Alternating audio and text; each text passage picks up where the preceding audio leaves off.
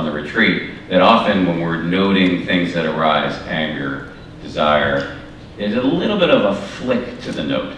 It's a little bit like, yeah, I don't want this. And there's a version of that. And when you flood your brain or your mind with, or your heart with these phrases of friendliness, then these difficult emotions come up, and they come up in a very different environment where it's like, all right, welcome to the party. Not only welcome to the party and sit down in the corner, I want to hear from you, welcome to the party, here's a funny hat, and blow out these candles on this cake. And that changes the nature, for me, changed the nature of my relationship to all of the difficult things that arise in my mind. Restlessness,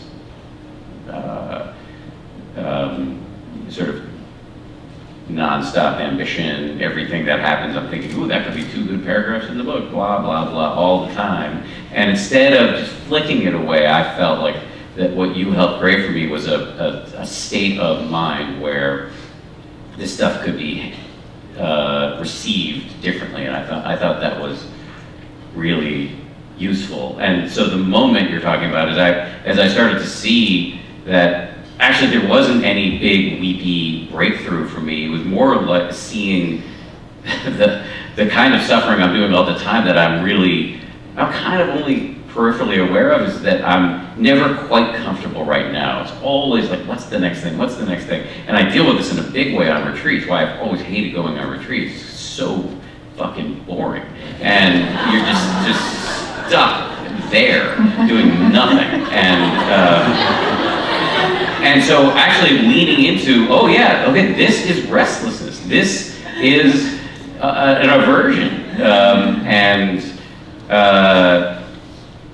And actually greeting that with some warmth. There was like, I can't believe, was it like Rumi or somebody said, like greeting it like an old friend. And so there's something to that.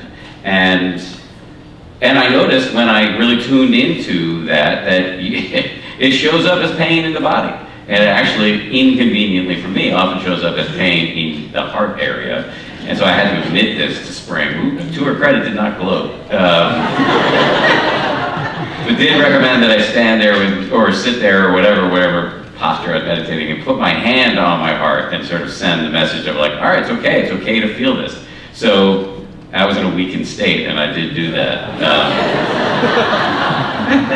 And it works, it worked for me at the very least.